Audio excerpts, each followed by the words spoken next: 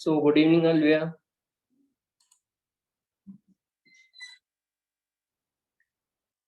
I hope you can hear my voice. Good evening, बेटा. Very good evening. तो अपन जल्दी से स्टार्ट करते हैं, है ना? रेडॉक्स पे थे अपन, बैलेंसिंग के अपन ने फॉर्मल तरीके देखे थे, लेकिन अपन क्या है कि जरूरी नहीं है कि फॉर्मल तरीके से ही जाएं, अपन जल्दी से बैलेंस कर सकते हैं।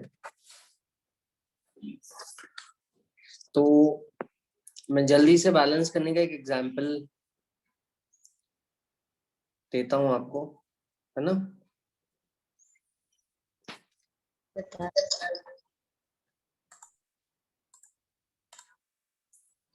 गुड इवनिंग अंशिका बेटा। Good evening sir. हाँ, तो जल्दी से अपन स्टार्ट करते हैं। बैलेंसिंग की अपन बात कर रहे थे ना, तो कुछ बैलेंसिंग अपन जल्दी से एग्जाम्पल कर लेते हैं। हालांकि दो मेथड अपन ने पिछली क्लास में देखे थे, आयन इलेक्ट्रॉन या हाफ रिएक्शन मेथड और ऑक्सीडेशन नंबर मेथड, है ना?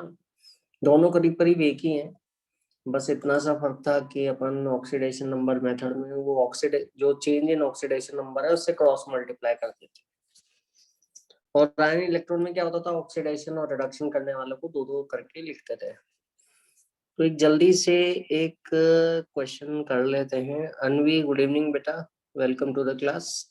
Good evening sir. तो जैसे मैं बोलता हूँ कि पोटेशियम डाइक्रोमेट है या डाइक्रोमेट, डाइक्रोमेट का फॉर्मूला होता है Cr2O7 2-। कौन से रंग का होता है डाइक्रोमेट, बताओ? मालूम है? ये सल्फाइड से किससे रिड्यूस, सल्फाइड को ऑक्सीडाइज करके एसिडिक मीडियम में क्रोमियम +3 बनाता है और सल्फर बनाता है, तो उसको बैलेंस करना है एसिडिक मीडियम में।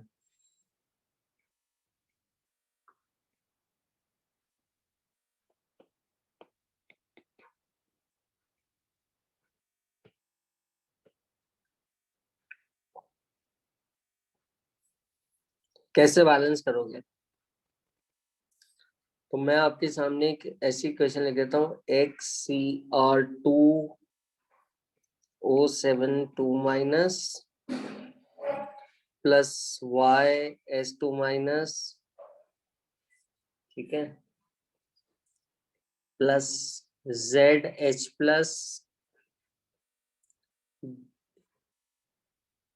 गिविंग PCr3+, Q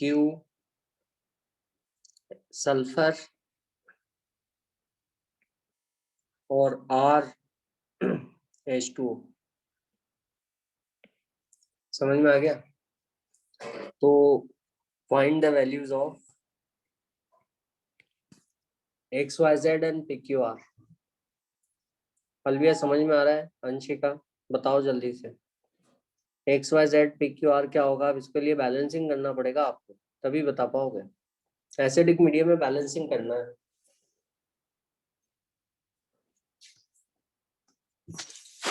कैसे करोगे, जल्दी बताओ। अलविया, बहुत आसान है। अनवी बताओ जरा। अनवी और अंशिका क्या आंसर आ रहा है? अलविया ट्राई करो बेटा आप भी, फिर अपन देखते हैं जल्दी से।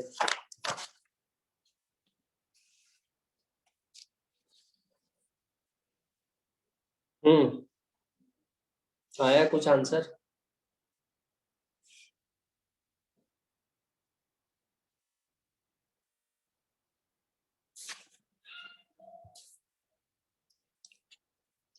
ठीक है, अपन करते हैं इसको जल्दी से। एक तो सबसे पहले तो ऑक्सीडेशन नंबर निकाल लीजिए, और ऑक्सीडेशन नंबर में जिसका ऑक्सीडेशन नंबर चेंज हो रहा है वो वही आपके आयंस या एटम्स हैं जो रिडॉक्स में हिस्सा ले रहे हैं, ठीक है, ना कि सारे एटम्स। तो सबसे पहले तो ऑक्सीडेशन नंबर निकाल लें। तो क्रोमियम का ऑक्सीडेशन नंबर यहाँ पे +6 है, सल्फर तो मोनोएटॉमिक आयन है, सल्फाइड तो यहाँ पे -2 है, ये तो H तो प्लस ही है, ये क्रोमियम +3 है, ये भी दिख ही रहा है आपको, और ये 0 है, न्यूट्रल है। तो इसमें से और ऑक्सीडाइज और रिड्यूस होने वाली स्पीसीज को आप अलग कर लें, ठीक है। तो यहाँ पर अपन को मालूम पड़ रहा है Cr2O72 माइनस जो है ये क्रोमियम +3 दे रहा है ना। क्रोमियम +3, ये +6 है जिसमें क्रोमियम का ऑक्सीडेशन नंबर, और +3 पे आ रहा है, तो ये कम हो रहा है, +6 से +3 तो रिड्यूस हो रहा है। और रिड्यूस हो रहा है यहाँ पर, तो अपन देख रहे हैं कि ये रिड्यूस होने वाला है। और ऑक्सीडाइज होने वाला कौन है, ये सल्फाइड जो है, ये नीचे है, -2 कम होता है 0 से, और ये सल्फर बन गया न्यूट्रल, मतलब 0 ऑक्सीडेशन स्टेट, मतलब ये इंक्रीज हो गया, -2 0 से नीचे रहता है तो ऊपर आ गया, समझ गए। तो ये सल्फाइड से सल्फर बन गया, और डाइक्रोमेट से क्रोमियम बन गया, ठीक है। तो ये तो हुआ रिडक्शन, और ये हुआ ऑक्सीडेशन। अपन को बेसिकली बैलेंस करना है रिडक्शन और ऑक्सीडेशन के चेंज इन ऑक्सीडेशन नंबर को। मैंने पिछली क्लास में ये बताया था कि सबसे पहले कुछ भी करने से पहले आप टोटल जो एटम ऑक्सीडाइज और रिड्यूस हो रहे हैं उनको पहले बैलेंस कर लो। और यहाँ पे क्रोमियम को आपको बैलेंस करना पड़ेगा, दिख ही रहा है, क्योंकि यहाँ पर क्रोमियम के 2 एटम है और वहाँ एक ही एटम। तो क्रोमियम का एटम जो है रिड्यूस हो रहा है, तो सबसे पहले एटम को बैलेंस कर लो ताकि आप total change in oxidation number बता सको। तो यहाँ पे क्रोमियम +2 से +6 आ गया, क्रोमियम था क्रोमियम 2 क्रोमियम थे +6 में, तो कितना हुआ +12, और कितना आ गए +6। आपको ऑक्सीडेशन नंबर निकाल के मालूम चलेगा, डायरेक्टली ऐसे मालूम नहीं चलेगा। और क्रोमियम +3 बन गए, तो यहाँ पे कितना हो गया +3 2 बार, मतलब +6। कितना रिड्यूस हुआ ये टोटल रिड्यूस, लेकिन पहले एटम को जरूर बैलेंस कर लेना, ये रिड्यूस हुआ 6 से, ठीक है। और यहाँ पर सल्फर जो था -2 का एक सल्फर है, और इधर प्रोडक्ट में भी एक सल्फर है, ये इंक्रीज हुआ 0 पे आ गया एक्चुअली। तो यहाँ इंक्रीज कितना हुआ -2 से 0, मतलब 2 का इंक्रीज हुआ। तो जो टोटल इंक्रीज है उसको टोटल डिक्रीज के बराबर करना है, समझ में आ गया। तो अपन को किसको मल्टीप्लाई करने की जरूरत है, इस वाली इक्वेशन को 3 से मल्टीप्लाई कर दो, ताकि इसका जो टोटल इंक्रीज है जो 2 का था वो 6 के बराबर हो जाए, जो कि डाइक्रोमेट का था। क्योंकि ये एक जना 2 इलेक्ट्रॉन दे रहा है, आप ऐसे भी सोच सकते हो -2 से, तो 3 जने 6 इलेक्ट्रॉन देंगे, और 6 इलेक्ट्रॉन आपको डाइक्रोमेट को देने हैं 2 क्रोमियम एटम। तो मैं बैलेंस जल्दी से कर सकता हूँ, है ना। जल्दी से अपन ऐसा करेंगे, डाइक्रोमेट लिखा Cr2O72 माइनस, समझ में आ गया। अंशिका समझ में आ रहा है कि नहीं आ रहा, अनवी अलविया? Yes, sir. अब तो इतना टाइम हो गया क्लास अटेंड करते हुए, आराम से बता दिया करो, जो चीज समझ में ना आए, जो भी चीज डाउट हो मन में, एकदम बता दिया करो बिना टेंशन के। 2 क्रोमियम +3 बन गए, ठीक है। और यहाँ पे 3 से मल्टीप्लाई किया मैंने, 3 सल्फर। ऑक्सीजन बैलेंस करने, यहाँ पे 7 ऑक्सीजन है, तो मैं यहाँ पे एसिडिक मीडियम में दूसरी तरफ भी 7 ऑक्सीजन लगाऊंगा in the form of water, तो 7H2O, ठीक है। और यहाँ पे मैं क्या लगा दूंगा, इधर H+ इम्बैलेंस हो गए, इधर H+ आ गया राइट हैंड साइड पे, तो लेफ्ट हैंड साइड पे भी H+ लगाऊंगा, तो H+ कैसे लगाऊंगा, 14, 7 2 14 H+। देखिए हो गई बैलेंस बच्चों इक्वेशन, समझ आया। ये ऑरेंज कलर है, ये ग्रीन कलर है, ये H+ भी बैलेंस हो गए। एक क्विक चेक अपन कर सकते हैं कि बैलेंस होने से एटम तो बैलेंस हो ही जाते हैं, but not only atom, charges भी बैलेंस हो जाते हैं। तो if you look at the charges here, तो यहाँ पे चार्ज है -2, यहाँ पे चार्ज है -6 और यहाँ पे चार्ज है +14, है ना। तो कितना टोटल चार्ज आ रहा है लेफ्ट हैंड साइड पे? +6 आ रहा है। और राइट हैंड साइड पे कितना चार्ज आ रहा है? 2 × +3, ये भी +6 आ रहा है। तो अपन को ये देखने को मिल रहा है कि दोनों तरफ चार्ज जो है बराबर हो गया, +6 मतलब ये इक्वेशन बैलेंस हो गई। एटम के मुकाबले चार्ज को चेक करना बड़ा ज्यादा जल्दी हो सकता है। हाँ, एटम भी बैलेंस हुए हैं, लेकिन सिर्फ एटम ही नहीं, उसके साथ साथ चार्ज भी बैलेंस हुआ है बैलेंसिंग से। तो ये आपकी बैलेंस इक्वेशन बन गई। जल्दी से कर सकते हैं अपन, इस तरह से आपको करना आना चाहिए। अगर बेसिक मीडियम है तो बेसिक मीडियम में आप OH- और वाटर लगाकर, क्योंकि बेसिक मीडियम में OH- रखते हैं, तो OH- और वाटर से आप बैलेंस करेंगे H और O। एसिडिक मीडियम में H2 और H+ से बैलेंस करेंगे, बेसिक मीडियम में OH- और H2 से बैलेंस करेंगे। I hope it is clear, समझ में आ गया? बिल्कुल ठीक है। फिर अपन आगे चलते हैं। आगे एक बहुत इंपॉर्टेंट चीज अपन को करनी है आज, इसी का रिडॉक्स का ही एप्लीकेशन, टाइट्रेशन।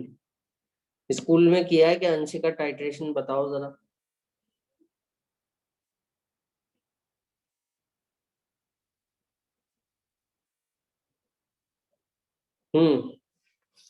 अनवी, अलविया, टाइट्रेशन किया है स्कूल में? No, No, sir. sir. एक एक करके बोलो। तीनों एक साथ बोल गए, पहले तो बोल नहीं रहे थे, अब तीनों एक साथ। No, sir. नहीं किया? No, sir. अच्छा, अलविया किया टाइट्रेशन? अगर मौका सब मुझे थोड़ा थोड़ा पता है इसके बारे में, like a very few things. चलो बताओ। सर लाइक हम अपने लैब में गए थे, वहां पे इक्विपमेंट्स हमने देखे थे, मतलब ऐसे फोटो खिंचाने के लिए मैम लेके गई थी। तो फिर मैम ने भी बताया था कि बाद में हम ये सब करेंगे भी। तो फिर हमने उनसे पूछा था कि इसमें होता क्या है। तो फिर उन्होंने बस हमें बेसिकली छोटा सा आइडिया दिया था कि जो वो लंबी सी ट्यूब होती है उसमें हम आई गेस कोई लिक्विड डालते हैं और वो ड्रॉप ड्रॉप करके बीकर में डलती है। And after a certain point of time कुछ ड्रॉप्स के बाद वो कलर चेंज हो जाता है और सर ये उसी को हमने हम किया है काउंट करते हैं। लैब में किया है। अच्छा, लैब में किया है। हाँ, तो उसी को थोड़ा सा, ये वॉल्यूमेट्रिक एनालिसिस है। अभी कई तरह के टाइट्रेशन होते हैं एसिड का बेस के, बेसिकली रिएक्शन करके।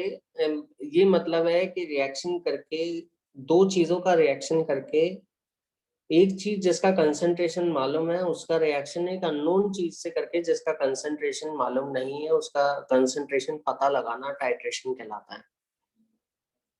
कंसेप्ट समझ में आ गया? बेसिक कंसेप्ट, दो चीजों का रिएक्शन करते हो आप, कंप्लीट रिएक्शन करते हो और एक का कंसंट्रेशन मालूम है, मान लो एक सॉल्यूशन है आपके पास और दूसरे का कंसंट्रेशन आपको नहीं मालूम, तो दोनों का रिएक्शन पूरा करते हो और रिएक्शन पूरा कितना ये कंज्यूम हुआ कितना ये कंज्यूम हुआ उससे पता लगाते हो आपकी किसका इसका कंसंट्रेशन कितना होना चाहिए, है ना। This process is known as titration. तो आपने बिल्कुल सही बोला, आपने टाइट्रेशन देखे थे। अनवी आपने भी किया है, किसका टाइट्रेशन किया है? सर सोडियम का पाउडर था, मुझे सोडियम कार्बोनेट और शायद से HCl का, वो पर्पल कलर में आता है और धीरे धीरे वो कलरलेस हो जाता है। हाँ बिल्कुल सही बोला बेटा, हाँ वेरी गुड। तो वो एसिड बेस रिएक्शन का टाइट्रेशन है। अभी रिएक्शन किस तरह का, उस हिसाब से अपन टाइट्रेशन को भी क्लासिफाई कर सकते हैं, एसिड बेस है या रिडॉक्स, मतलब किस तरह का रिएक्शन इन्वॉल्व है। एसिड बेस में तो H+ का लेन देन होगा, रिडॉक्स में इलेक्ट्रॉन का लेन देन होगा, जैसे अभी अपन ने ऊपर वाला रिएक्शन देखा, है ना। तो the process of finding out the strength या कॉन्सेंट्रेशन एक ही बात है, of an unknown substance by reacting it with another substance whose strength is known, right? That is called titration. समझ में आ गया? डेफिनेशन समझ में आ गई?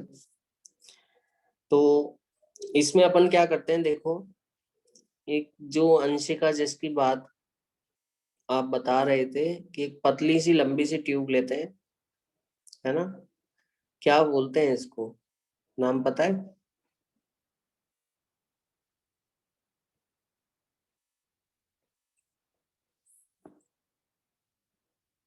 हम्म,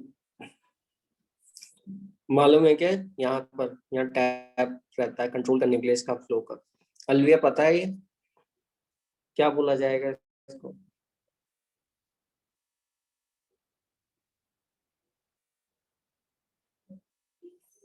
हम्म, इसको बोलते हैं ब्यूरेट। समझ आ गया? तो इसमें अपन क्या करते हैं, यहाँ पे मार्किंग होते हैं वॉल्यूम के, एमएल के, तो अपन यहाँ पे इसमें सोल्यूशन भर देते हैं। मान लो इसमें अपन ने भर दिया सोल्यूशन पोटेशियम परमैंगनेट का। पोटेशियम परमैंगनेट का कलर क्या होता है ना, पिंक कलर का होता है। ये पोटेशियम परमैंगनेट भर दिया अपन ने यहाँ पे।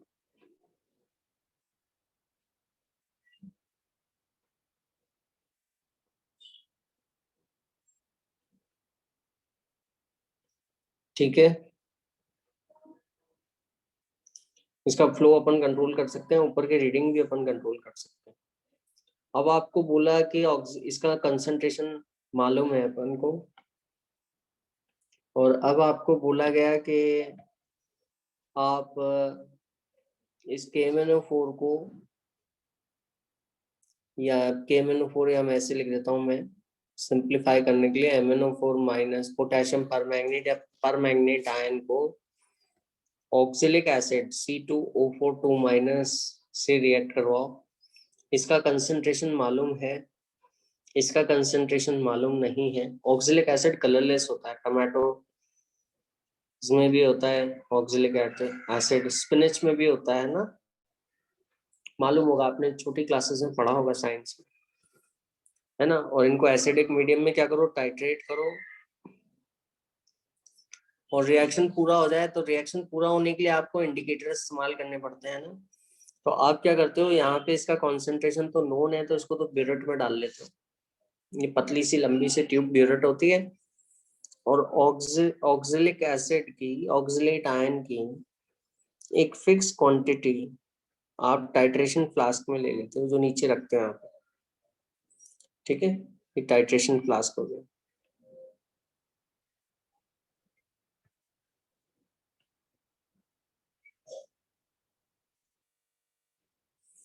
अब आप धीरे धीरे क्या करते हो, ये जो रिएक्शन स्टार्ट करने के लिए दोनों को कांटेक्ट में आना पड़ेगा, तो आप धीरे धीरे क्या करते हो, ये टैप ओपन करते हो और स्लोली ड्रॉप वाइज ये इसमें गिरता है। आप बस बहुत ध्यान से करते हो और मिक्स करते आते हो, ताकि जो KMnO4 गिरे वो ऑक्सिलिक एसिड से रिएक्ट कर जाए। और एसिडिक मीडियम में इक्वेशन जो होती है वो ये होती है, मैं लिख देता हूँ आपके सामने, बैलेंस्ड इक्वेशन भी कर लेते हैं अपन हाथों हाथी। ऑक्सिलेट है C2O4 माइनस, ऑक्सिलेट 2 इलेक्ट्रॉन देता है और परमैंगनेट को 5 इलेक्ट्रॉन चाहिए। 5 इलेक्ट्रॉन Mn+7 से +2 में जा रहा है, 5 इलेक्ट्रॉन लेकर, है ना। तो इसको मैं 5 से मल्टीप्लाई कर देता हूँ, क्रॉस मल्टीप्लाई करना है अपन को, ठीक है। और परमैंगनेट 5 इलेक्ट्रॉन ले रहा है और ऑक्सिलेट 2 दे रहा है, तो ऑक्सिलेट के 2 से इसको क्रॉस मल्टीप्लाई कर देता हूँ, ठीक है। एसिडिक मीडियम है Mn+2। अच्छा, ये कलरलेस होता है, तो ये तुम्हारा बन गया क्या, ऑक्सिलेट H2O बन जाएगा, है ना। H2 कितने, 8 ऑक्सीजन, और यहाँ पे आ गए 8 16H+, लो हो गई बैलेंस इक्वेशन। तो आप धीरे धीरे क्या है, परमैंगनेट इसमें ऐड करते हो। जैसे ही परमैंगनेट जो पिंक पर्पल कलर का होता है, एक ड्रॉप गिरता है, ऑक्सिलेट उसको रिड्यूस कर देगा Mn2+। Mn2+ जो है कलरलेस है, तो उसका कलर फेड हो जाए। समझ आ गया, जिससे अपन को पता चल रहा है कि हाँ रिएक्शन चल रहा है। ऐसे थोड़ा थोड़ा और खोलते हो, जैसे जैसे आप इसको रिएक्ट करते आते हो, ये नीचे उतरता आता है ना। समझ आया? आप इनिशियल रीडिंग नोट करते हो और फाइनल रीडिंग नोट करते हो, और जिससे आपको मालूम पड़ जाता है कि कितना कंज्यूम हो रहा है ये वॉल्यूम टेक कर ब्यूरेट की, है ना। यहाँ पे जब रिएक्शन पूरा हो जाएगा तो क्या होगा कि सारा का सारा ऑक्सिलिक एसिड खत्म हो चुका है। और जब आप एक, फिर लास्ट में आपको बहुत केयरफुल रहना पड़ता है, जब आप एक एक्स्ट्रा KMnO4 और डालोगे तो फिर वो पिंक कलर जो है उसका नहीं जाता। समझ आया? देखा होगा अनवी आपने, अलविया अंशिका, पिंक कलर उसका फेड नहीं होगा। क्यों? तो लास्ट में रिएक्शन आप चेक करने के लिए अलविया बहुत धीरे धीरे डालते हो, ताकि ऐसा ना हो कि KMnO4 ज्यादा डाल दो आप एकदम से। कई लोग होता था हमारे स्कूल में, मेरे को याद है ना। जनरली प्रैक्टिकल्स तो अपन सब बातें बातें करने के लिए जाते हैं, ऐसे चैटिंग के लिए, मजे करने के लिए, है ना। तो खोल के खड़े हो गए एकदम, है ना, और वो पता पड़ा कि पूरा का पूरा ब्यूरेटी खाली हो गया, बातों में लग गए, है ना, बातों में ध्यान नहीं रहता, होता है कि नहीं होता ऐसा। और पूरा का पूरा ब्यूरेटी खाली हो गया उसमें, है ना, और वो पूरा का पूरा पिंक कलर। ऐसे नहीं करना आपको, बहुत ध्यान से धीरे धीरे धीरे ड्रॉपर्स करना है। तो जैसे ही ये खत्म होगा तो वो पिंक कलर आ जाएगा। तो पिंक एक तरह से सेल्फ इंडिकेटर का काम कर रहा है ना वो। वरना तो पिंक कलर क्या हो रहा था, खत्म हो जा रहा था, क्योंकि Mn2+ बना था, रिएक्शन हो रहा था। एक बार ऑक्सिलेट खत्म हो गया पूरा पूरा, तो आप को पता लग जाएगा कि ये पिंक कलर अब बच रहा है, मतलब इसका मतलब ये है कि ऑक्सिलेट खत्म हो चुका है, रिएक्शन पूरा हो चुका है। अब जब रिएक्शन पूरा हो जाएगा तो वॉल्यूम निकाल लोगे आप, कितना वॉल्यूम काम में लिया, इसकी स्ट्रेंथ आपको मालूम है ना, इसकी नॉर्मेलिटी मालूम है।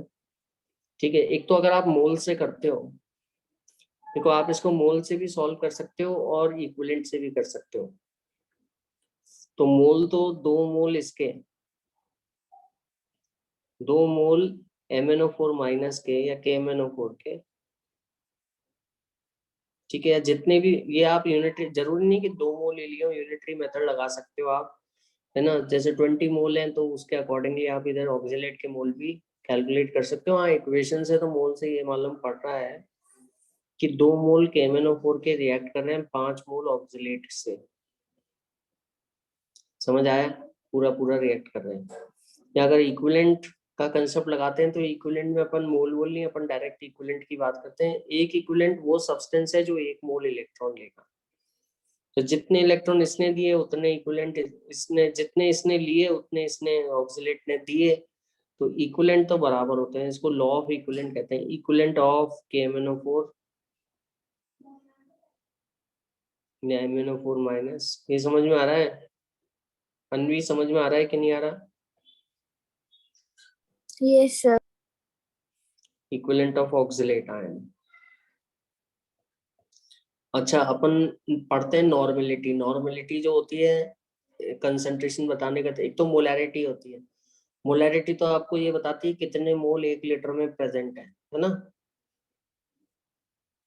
तो आप वो वॉल्यूम से मल्टीप्लाई कर दोगे मोल पर लीटर, तो वॉल्यूम से मल्टीप्लाई कर दोगे तो मोल आ जाएंगे आपके KMnO4 के, और उसी हिसाब से आप इसके मोल, ऑक्सिलेट के मोल भी कैलकुलेट कर दो, है ना, मोलैरिटी इंटू वॉल्यूम से।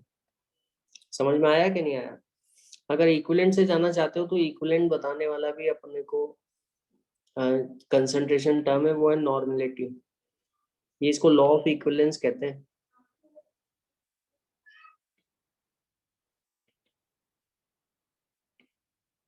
ठीक है,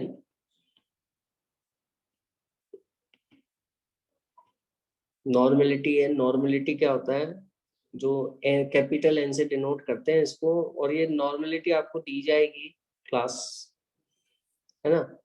तो ये नॉर्मेलिटी होता है नंबर ऑफ इक्विवेलेंट्स या ग्राम।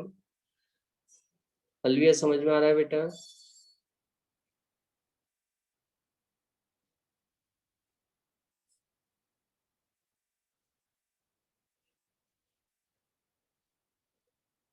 इन अ लीटर ऑफ सॉल्यूशन, कितने इक्विवेलेंट पर लीटर है ना। तो यहाँ पे क्या इक्विवेलेंट, इसके इक्विवेलेंट बराबर होंगे, तो यहाँ पे क्या करेंगे, N1V1 KMnO4 के लिए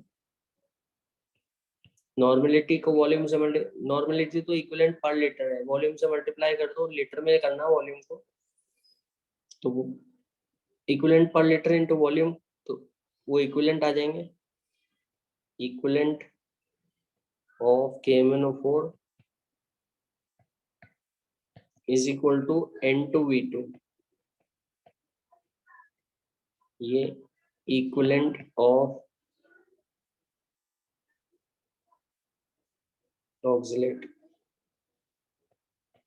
तो नॉर्मेलिटी अगर मान लो इसकी दे दी, इसका वॉल्यूम तो मिनट में चेक कर लोगे आप, KMnO4 का वॉल्यूम कितना ड्रॉप हुआ, कितना कंज्यूम हुआ, तो उसकी नॉर्मेलिटी दे दी। इसका गिवन वॉल्यूम लेते हो आप टाइट्रेशन फ्लास्क में और इसकी नॉर्मेलिटी पता लगा लोगे। अगर आपको मोलैरिटी के टर्म में चाहिए, मोलैरिटी दी गई है तो normality is equal to molarity into n factor. ठीक है, तो यहाँ पर आप ऐसे कर दो, इसी तरह से यहाँ पे इसको आप एक्सप्रेस कर दो मोलैरिटी में कि इसके मोल और इसके मोल कितने कंज्यूम होंगे। समझ आ रहा है? तो इसको अपन इक्विवेलेंट का कंसेप्ट कहते हैं और इसको टाइट्रेशन कहते हैं। अब ये एसिड और, लेकिन ये जो टाइट्रेशन है यहाँ पे रिडॉक्स टाइट्रेशन है, क्योंकि जो होने वाला रिएक्शन है ये रिडक्शन और ऑक्सीडेशन रिएक्शन है। कई जगह पे होने वाला रिएक्शन, जैसा कि अनवी आप बात कर रहे थे, Na2CO3 और HCl का जो रिएक्शन है वो एसिड बेस रिएक्शन है। ठीक है, और एसिड बेस रिएक्शन में आप एसिड बेस टाइट्रेशन बोलोगे, लेकिन कंसेप्ट सबका से एक जैसा है कि एक का कंसंट्रेशन मालूम है, दूसरे का कंसंट्रेशन नहीं मालूम। ठीक है, तो इस तरह से अपन करेंगे। समझ में आया कि नहीं आया? क्लियर? समझ गए? अलविया कोई डाउट इसमें?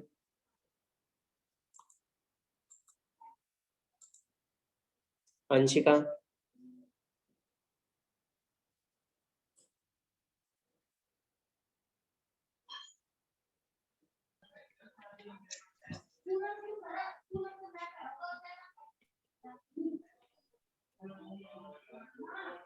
इसको एंड पॉइंट कहते हैं अपन। एंड पॉइंट पे इक्विवेलेंट बराबर हो जाते हैं। समझ आ गया? एंड पॉइंट पे दोनों के इक्विवेलेंट बराबर हो जाते हैं। समझ गए अंशिका?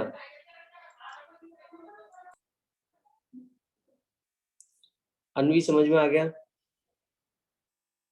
Yes sir. तो इस तरह से नॉर्मेलिटी दे रखी होती है, वॉल्यूम दे रखा होता है, जिसकी नॉर्मेलिटी अननोन है वो निकाल लो। और अगर मोलैरिटी दे रखी होती है तो normality is equal to molarity into n factor होता है, M1V1। समझ आया? और इसका n फैक्टर तो वो होता है जो इतने इलेक्ट्रॉन ही ले रहा है, ये 5 इलेक्ट्रॉन ले रहा है ना। KMnO4 माइनस +7 से +2 में आ रहा है। ठीक है, और is equal to 2।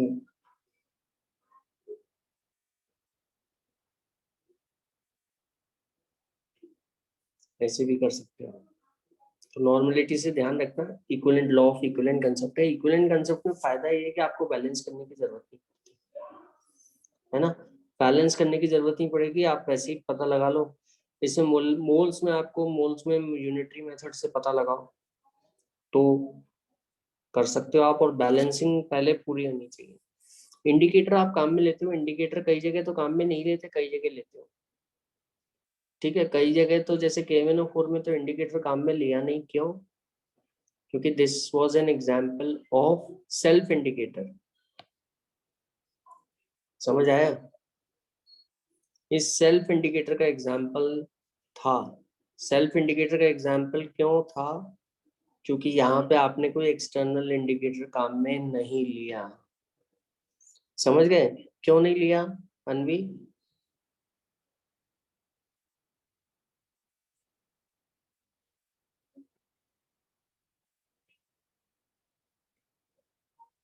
Self indicator, इसका खुद का कलर है, खुद का पिंक कलर है, इंटेंस पिंक कलर, जो आपको दिख जाएगा रिएक्शन में। जैसे ही वो टाइट्रेशन फ्लास्क में जाएगा वो कलरलेस हो जाएगा, तो आपको दिख जाएगा, है ना, कि इसका रिएक्शन हो चुका है। इसका जो ड्रॉप आपने डाला था जो पिंक कलर का था वो कलरलेस हो चुका है। टाइट्रेशन फ्लास्क में नीचे गिरते ही आपको पता चल रहा है रिएक्शन हो रहा है ना। तो वो सेल्फ इंडिकेटर है। कई जगह ऐसा होता है कि सेल्फ इंडिकेटर मतलब जो आपके रिएक्टेंट्स और प्रोडक्ट जो होते हैं वो कलरलेस होते हैं। इवन प्रोडक्ट भी कलरलेस होता है, तो उस केस में आप कुछ रिएक्शन को पता लगाने के लिए कोई इंडिकेटर डालते हो जो अपना कलर बदल लेता है और जिससे आपको मालूम चलता है कि रिएक्शन पूरा हुआ कि नहीं हुआ, है ना। तो उसमें आप इंडिकेटर काम में लेते हो।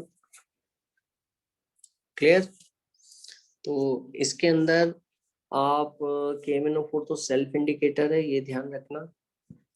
दूसरा, या इंटरनल इंडिकेटर भी कह सकते हैं उसको, सेल्फ इंडिकेटर है। दूसरा जो आपका इंडिकेटर का एग्जांपल है K2CR2O7, ठीक है। इसमें इंडिकेटर जो आप काम में लेते हो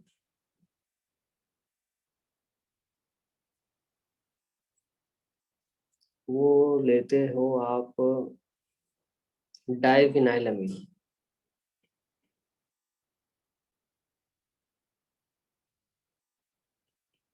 याद रखना ये,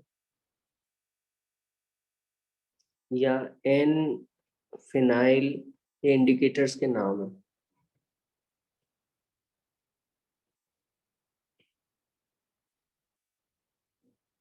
एंथ्रेलिक, इसका ऑर्गेनिक में स्ट्रक्चर देखेंगे,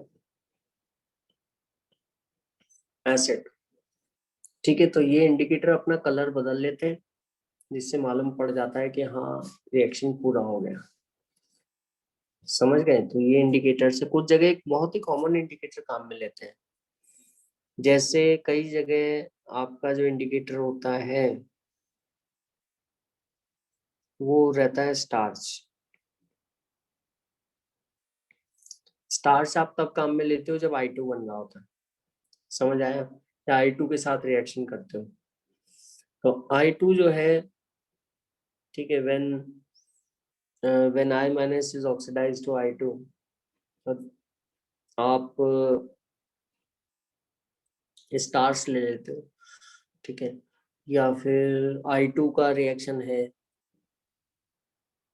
I2 लिया आपने, ये ब्लू कलर का होगा, ठीक है। और जैसे ही आई, तो पहले तो ब्लू कलर रहेगा, I2 स्टार्च के साथ ब्लू कलर देता है, और जैसे ये खत्म हो गया, I माइनस बन गया, तो ब्लू कलर चला जाएगा, ऐसे सोचिए, है ना। तो यहाँ पर, या फिर अगर I2 आया तो ब्लू कलर आ जाएगा। तो ये आपका इंडिकेटर की तरह काम करेगा। समझ आ रहा है।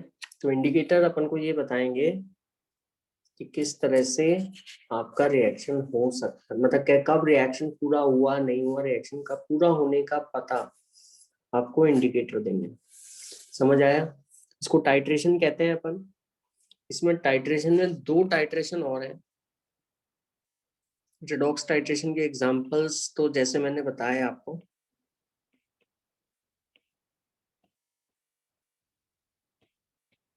लिख लीजिएगा आप लोग, बहुत इंपॉर्टेंट है, क्वेश्चन न्यूमेरिकल आता है। KMnO4 ऑक्सीडाइजिंग एजेंट है, इसका FeSO4 के साथ ये रिड्यूसिंग एजेंट है, ठीक है। या मोर सॉल्ट के साथ, H2O2 के साथ, ये भी रिड्यूसिंग एजेंट है, ये ऑक्सीडाइजिंग एजेंट है। अच्छा, ये तो सेल्फ इंडिकेटर है KMnO4 का, समझ आ गया।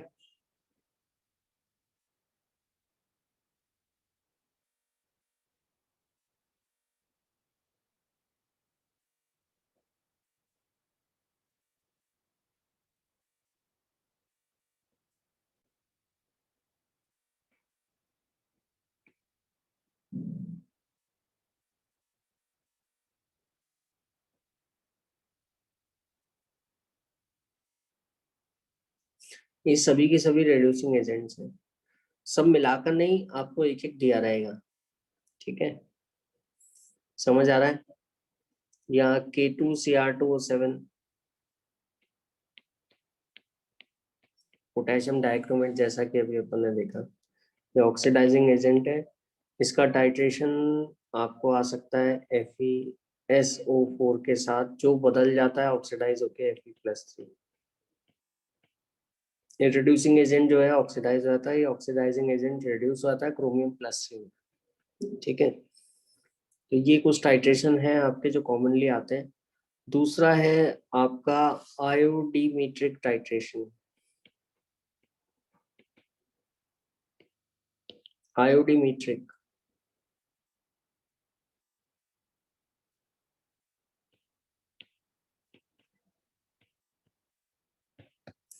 इसमें आप आयोडी ऐसे याद रखना, इसमें भी बड़ा कंफ्यूजन होता है आयोडी और आयोडो। ठीक है, आयोडीन, आयोडीन से आयोडी याद रख लेना आप, आयोडीमेट्रिक। तो इसमें आप I2 के साथ रिएक्शन करते हो, I2 लेते हो और ठीक है, यहाँ स्टार्स के साथ लेते हो आप, तो ब्लू कलर रहेगा इनिशियली और I- बन जाएगा। जब पूरा I2 खत्म हो जाएगा तो उसका कलर भी चला गया।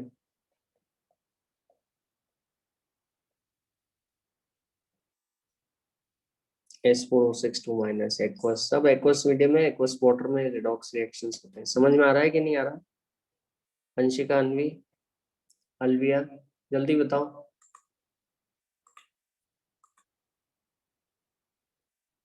यस तो सर, कुछ, समझ आ गया। हाँ स्टैंडर्ड रिएक्शंस हैं ये बेटा, है ना। I2 को स्टार्स के साथ लेके रखते हो ताकि मालूम पड़ जाए कि I2 खत्म हो गया, रिएक्शन पूरा हो गया, है ना। उस टाइम पे फिर थायोसल्फेट डालना छोड़ देते हो। ये थायोसल्फेट है,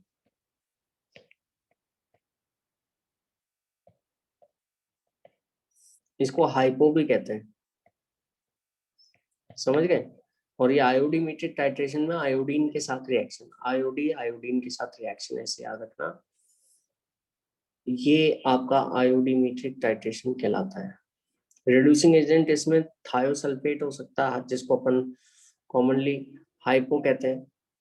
आपका इसके अंदर दूसरा रिड्यूसिंग एजेंट जो हो सकता है SO3 2 माइनस, ये सल्फाइट है ना। Other reducing agent which can react with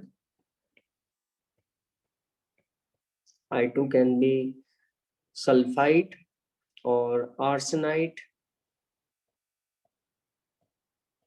ये हो सकते हैं। दूसरा रिएक्शन है आयोडोमेट्रिक टाइट्रेशन। वैसे तो सारे रेडॉक्स रिएक्शन है, बैलेंस कर लो और निकाल लो, है ना। कुछ फिर भी टाइप बता रहा हूँ।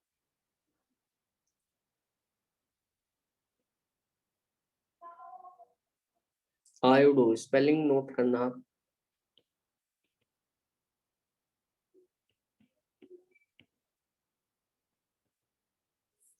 आयोडाइड, आयोडो, आयोडाइड, है ना। आयोडोमेट्रिक मतलब यहाँ पे रिएक्शन जो होता है आयोडो मतलब आयोडाइड से होता है, आयोडाइड होता है वहाँ, आयोडीमेट्रिक है I2 से रिएक्शन होता है या I- से होगा। तो सर वो आप लोग आपने ऊपर AS लिखा है। क्या चीज? हाँ, सर ऐसे arsenite, okay sir. Arsenite, arsenite या आर्सेनिक के नीचे होता है एंटीमनी SbO3 3 माइनस, ठीक है। और ये रिड्यूसिंग एजेंट है, खुद ऑक्सीडाइज हो जाते हैं, ये सल्फेट में चला जाता है SO2 माइनस, या आर्सेनेट में चला जाता है ASO4, ठीक है, 3 माइनस, क्लियर। और ये एंटिमनेट में चला जाता है, एंटिमनाइट है वो, SbO4 3 माइनस, एंटिमनेट में चला जाता है। आयोडोमेट्रिक टाइट्रेशन में आप रिएक्शन करते हो I- से, जैसे MnO4 माइनस प्लस I-, ठीक है।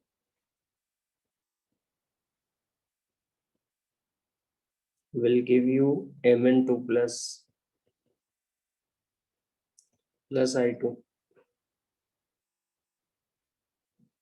और वाटर।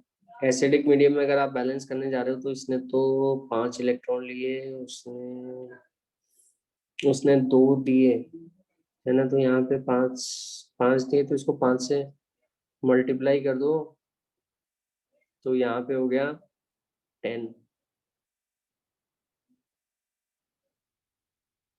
ठीक है। ये 5I2 हो गया, और इसको 2 से क्रॉस मल्टीप्लाई कर दो, 8 ऑक्सीजन लगा दी, 8H2 प्लस 16H प्लस, ये बैलेंस हो गया। समझ आया? लेकिन इस टाइट्रेशन में जो आयोडीन निकलती है ना आपकी, उसको पता लगाने के लिए कि कितनी आयोडीन बनी है ना, यहाँ तो पता चल जाता है कितना MnO4 काम में आया। आयोडीन जो बन रही है उसको फिर से आप रिएक्शन करके पता लगाते हो कितनी आयोडीन बनी। जो ऊपर वाला रिएक्शन है उसका फिर से आप करते हो आयोडीमेट्रिक टाइट्रेशन, ठीक है, स्टार्च के साथ लेके। समझ में आ रहा है? तो वहां पे रिएक्शन होता है। इसमें लॉ ऑफ इक्विवेलेंस याद रखना आप लोग। मोल से तो 2 मोल इसके 10 मोल इससे रिएक्ट करेंगे, ठीक है। और अगर आप देखोगे कि बैलेंस करके तो 2 मोल और 10 मोल I माइनस के, ये तो स्टोइकियोमेट्रिक कोफिशिएंट बता रहे हैं। लेकिन अगर आप इक्विवेलेंट से जाओगे तो इक्विवेलेंट तो सबके बराबर होता है, क्योंकि एक इक्विवेलेंट वो अमाउंट है जो 1 मोल इलेक्ट्रॉन से रिएक्ट करता है, ठीक है। तो इक्विवेलेंट सबके बराबर होंगे। समझ आ रहा है? मोल जरूरी नहीं है बराबर हो, इक्विवेलेंट सबके बराबर होंगे। तो इक्विवेलेंट तो मोल का रिलेशनशिप निकालने के लिए तो आपको बैलेंस करना पड़ेगा, ठीक है। लेकिन इक्विवेलेंट का रिलेशनशिप बिना बैलेंस करे आप तो डायरेक्टली बोल दो इस रिएक्टेंट के इक्विवेलेंट इस रिएक्टेंट के इक्विवेलेंट बराबर होंगे, एक ही रिएक्शन का अगर हिस्सा है तो आप कह सकते हो। समझे कि नहीं समझे? ठीक है। तो ये तो तुम्हारे रेडॉक्स रिएक्शंस हुए। दूसरा जो रिएक्शन होता है एसिड बेस रिएक्शन भी होता है। तो जैसे आप बात कर रहे थे एसिड अनवी, आप बात कर रहे थे एसिड बेस टाइट्रेशन की, ठीक है। और एसिड बेस टाइट्रेशन के अंदर आपने Na2CO3 और HCl का एग्जांपल लिया था। उसमें आप फिनोफ्थलीन काम में लेते हो और मिथाइल ऑरेंज काम में लेते हो, है ना, एज एन इंडिकेटर। याद है? ध्यान है? अनवी कौन सा इंडिकेटर काम में यस लिया सर, था? फिनोक्सिलिन लिया था सर। हाँ, फिनोफ्थलीन वो तो पहला एंड पॉइंट आता है। फिर दूसरे एंड पॉइंट के लिए आप कौन सा इंडिकेटर काम में लेते हो? मिथाइल ऑरेंज, ठीक है। फिर अपन इन रेडॉक्स रिएक्शन का यूज देखते हैं, कहाँ काम में आते हैं रेडॉक्स रिएक्शन अपने लिए, बताओ।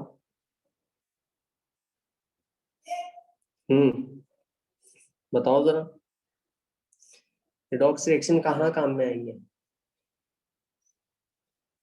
कहाँ पे आ सकते हैं रेडॉक्स रिएक्शन काम में?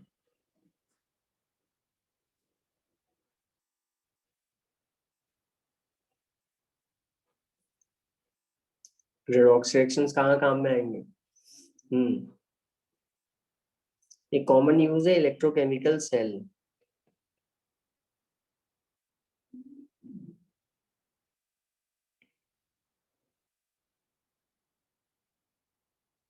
इलेक्ट्रोकेमिकल सेल कौन सा होता है, बताएं जरा। जितने भी अपन सेल और बैटरी काम में लेते हैं इसमें रेडॉक्स रिएक्शन ही हो रहा होता है, लेकिन वो redox reaction spontaneous redox reaction होता है, जिस कारण से वो सेल अपने आप इलेक्ट्रॉन रिलीज करता रहता है पॉजिटिव और नेगेटिव टर्मिनल में। और अगर अपन वायर कनेक्ट करवाते हैं तो उसकी पोटेंशियल डिफरेंस को अपन काम में ले सकते हैं। समझ आया? किसी बल्ब को जलाने के लिए टॉर्च में काम में ले सकते हैं, ठीक है, जो भी अपन को यूज में लेना, तो वो इलेक्ट्रोकेमिकल सेल कहलाता है। तो सबसे पहले तो अपन को ये जानकारी होनी चाहिए कि कब रिएक्शन स्पॉन्टेनियस होगा और कब नहीं होगा। ये तो आप छोटी क्लासेस में देखते थे, ठीक है। जैसे अगर आप कॉपर रॉड डाल दोगे AgNO3 में तो रिएक्शन होगा कि नहीं होगा? अनवी बताओ।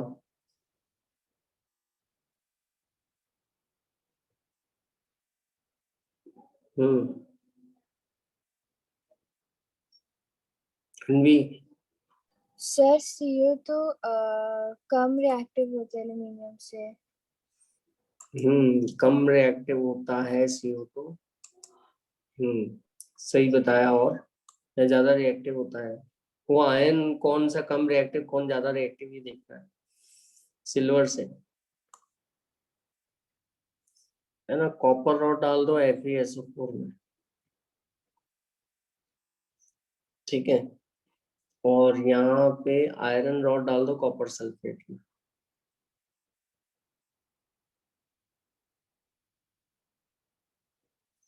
तो या तो आप रिएक्टिविटी सीरीज याद कर लो, समझ आ गया, उससे पता लग जाएगा। एक्चुअली कंपटीशन है इलेक्ट्रॉन लेने का और देने का। तो यहाँ पे तो रिएक्शन कॉपर लिया आपने सबसे पहले वाले में, ये पहला कंपार्टमेंट है, ये दूसरा कंपार्टमेंट है और ये तीसरा कंपार्टमेंट है। तो फर्स्ट कंपार्टमेंट में तो कॉपर लिया, AgNO3 लिया, ठीक है, और ये बन गया कॉपर नाइट्रेट।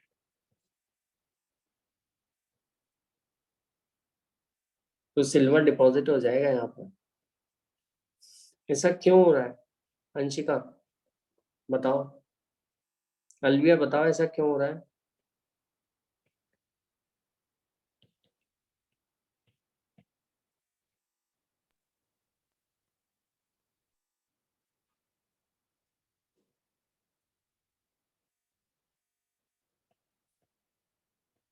ये दूसरा रिएक्शन नंबर 2 जो बीकर नंबर 2 में हो रहा है आपको दिख रहा है अनवी,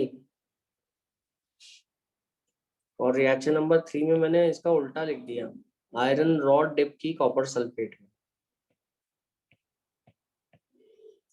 ये तो मैं बता देता हूँ, पहला तो हो जाता है, फर्स्ट वाला होता है रिएक्शन, ठीक है, फर्स्ट वाला होता है। अब सेकंड और थर्ड वाले में आपको बताना है कि होता है कि नहीं होता। सर सेकंड वाला नहीं होता। सेकंड वाला नहीं होगा, वेरी गुड बेटा, क्यों नहीं होगा? बिकॉज कॉपर आयरन से ज्यादा रिएक्टिव नहीं है।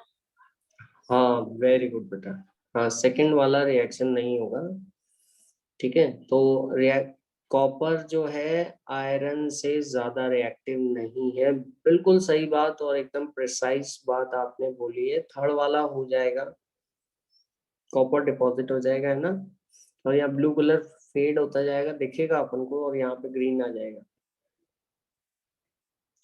ठीक है। तो अपन जानते हैं फर्स्ट एंड थर्ड हो जाएंगे, सेकंड नहीं होगी। तो एक तो रिएक्टिविटी सीरीज से आप पता लगाते हैं, है ना, समझ आ गया। तो इस ये एक और तरीका है जिससे आप पता लगा सकते हैं, ये नहीं होगा। एक और चीज अगर आप इंटरनली देखोगे, इसका प्रिंसिपल जो आपने पढ़ा है वो तो ये प्रिंसिपल आपने पढ़ा है अलविया कि मोर reactive metal displaces the cation या ion of the less reactive metal from its salt or solution. More reactive metal copper ज्यादा रिएक्टिव है और वो डिस्प्लेस कर देगा लेस रिएक्टिव मेटल के आयन को, लेस रिएक्टिव का मेटल का आयन रिड्यूस होकर डिपॉजिट हो जाएगा और मोर रिएक्टिव मेटल खुद आयन बन के उसके सॉल्ट में आ जाएगा। जैसा कि आपने कहा, बिल्कुल सही बोला है अलविया, कि यहाँ पर कॉपर जो है कम रिएक्टिव, लेस रिएक्टिव, तो ये रिएक्शन नहीं हो पाएगा, है ना, ये रिएक्शन नहीं हो पाएगा लेस रिएक्टिव होने के कारण, ठीक है, क्लियर। तो क्योंकि मोर reactive metal will displaces the less reactive from its compound, तो ये रिएक्शन नहीं हो पाएगा। यहाँ पे आयरन अगर आप लोगे तो आयरन ज्यादा रिएक्टिव है कॉपर से, तो आयरन खुद कंपाउंड बना लेगा, कॉपर को रिड्यूस कर देगा, कॉपर डिपॉजिट हो जाएगा, ठीक है।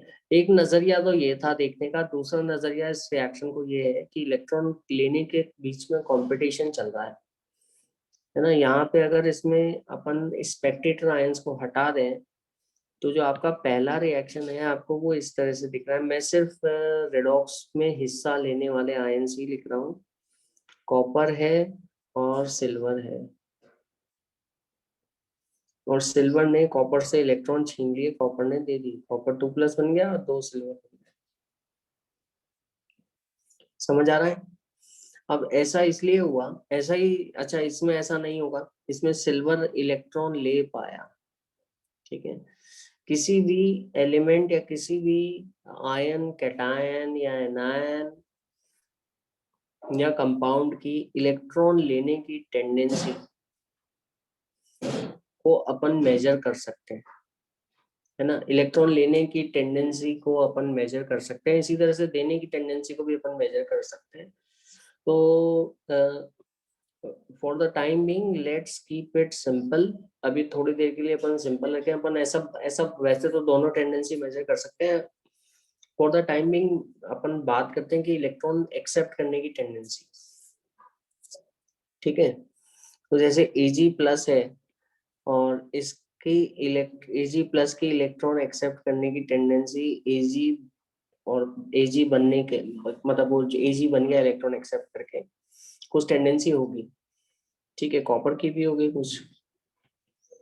तो अपन यहाँ पे ऐसा बोल सकते हैं कि किसकी टेंडेंसी ज्यादा है ऊपर वाले रिएक्शन में। किसकी टेंडेंसी ज्यादा है इलेक्ट्रॉन एक्सेप्ट करने की। कॉपर की अगर ज्यादा होती तो कॉपर खुद के पास ही इलेक्ट्रॉन लेके रखता, सिल्वर को ना देता। सिल्वर की टेंडेंसी कॉपर से ज्यादा है। समझ आया कि नहीं आया? ठीक है। तो इस टेंडेंसी को अभी तक तो अपन रिलेटिव बात कर रहे हैं, let me be very specific, है ना। अब ऐसे कितनों की बात कर लेंगे, इतने सारे आपके कैटायंस एनायंस हैं, इसकी टेंडेंसी उससे ज्यादा, उसकी टेंडेंसी इससे ज्यादा, ऐसे करते करते बड़ा कंफ्यूजिंग हो जाएगा ना। तो अगर कोई मैथमेटिकल चीज आ जाए, कुछ नंबर दे पाए, तो अपनी life will be very easy. समझ आ रहा है? अपनी लाइफ बड़ी इजी हो जाएगी अगर इस टेंडेंसी को अपन किसी न्यूमेरिकल चीज से नाप पाए और न्यूमेरिकल वैल्यू असाइन कर पाए, है ना। तो वो कहलाता है इलेक्ट्रॉन लेने की टेंडेंसी, कहलाती है स्टैंडर्ड कंडीशन में, स्टैंडर्ड कंडीशन में कहलाती है, क्या कहलाती है बता सकता है कोई मेरे को?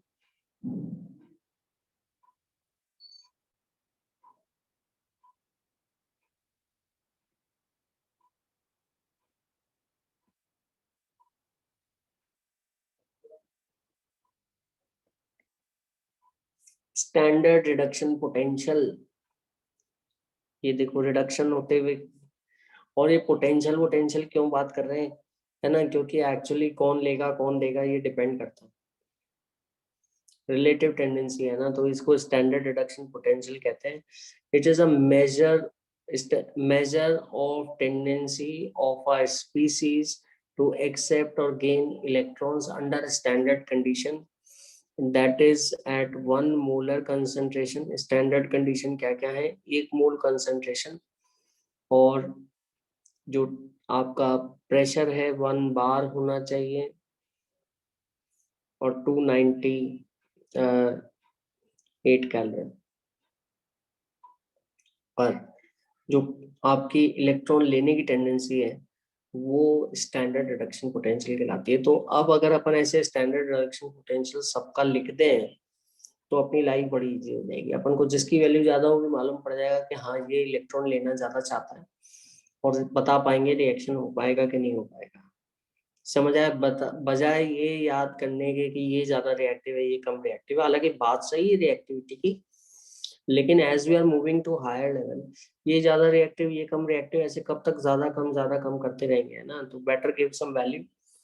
तो ये रिडक्शन पोटेंशियल है। रिडक्शन पोटेंशियल को इस तरह से लिखते हैं, ई लगाते हैं, नॉट लगाते हैं स्टैंडर्ड कंडीशन दिखाने के लिए, ठीक है। ई नॉट Ag+ से Ag बनने की टेंडेंसी ऐसे लगाते हैं। इनको ध्यान से देखना, बच्चे इसमें गलती कर देते हैं।